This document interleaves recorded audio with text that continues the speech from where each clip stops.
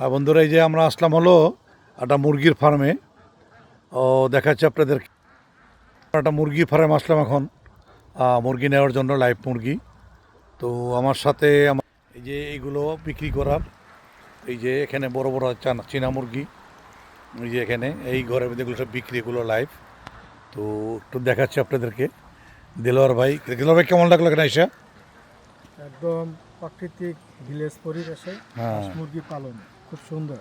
ধন্যবাদ আপনাকে। দেন আমি ধরি। একটা লাইভ দিচ্ছেন নাকি আপনি? না, আপনার আসলে আপনার অনুভূতি কীরকম? অনেক ভাই, কানাডাতে এসে এরকম দৃশ্য পাবো সেটা আসলে ভাবতেই পারি নাই। খুব সুন্দর মনোরম পরিবেশে মনে হয় যে গ্রাম বাংলায় চলে আসলাম। আসলে খুব সুন্দর, মানে দেখার মতো। ওদিকে মুরাদ ভাই আছে, হাঁটতেছে মুরাদ ভাই, আর আমাদের অনেক বাঙালি ভাইরা আছে।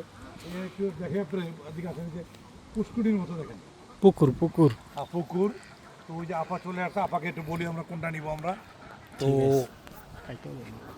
হ্যাঁ আছি।